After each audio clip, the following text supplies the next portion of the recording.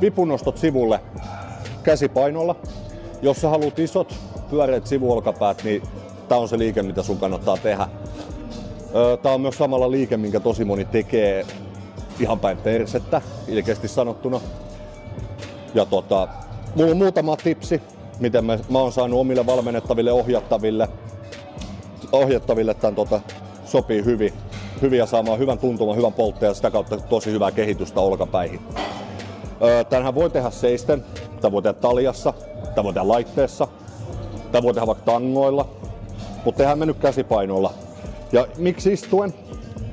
Sen takia, että me saadaan tää selkänoja tähän ja me saadaan sillä minimoitua sit kaikki ylimääräinen kropaheilunta siitä pois.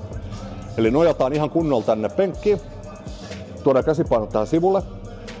Ja isoin ongelma, mitä tässä monesti on se, että ihmiset lähtee nostaa näitä painoja ja silloin se on epäkkäillä melkein saman tien.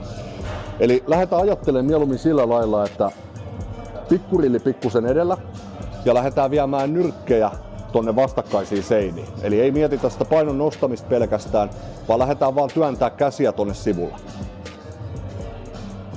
Ihan tälleen rauhassa. Molempiin suuntiin hyvä kontrolli. Se ei ole pitkä liike, mutta te tunnette sen saman tien siellä sivuolkapäässä. Kädet ei tarvitse olla myöskään ihan suorana, vaan ne voi olla pienessä koukussa.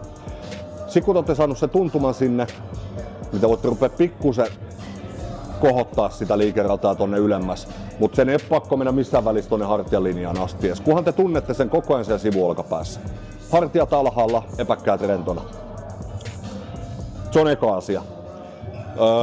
Toinen tosi hyödyllinen juttu, minkä mä oon huomannut, on se, että varsinkin jos tää tuppa menee epäkkäille ja te alatte puristaa helposti hartioita tänne kasaan, niin ei pidetä käsipainoja ihan tässä sivussa, vaan tuoda ne ihan snadisti tuohon eteen. Pidetään edelleen rinta pystyssä, hyvä ryhti, mutta tuodaan ihan vähän tonne etuviistoon.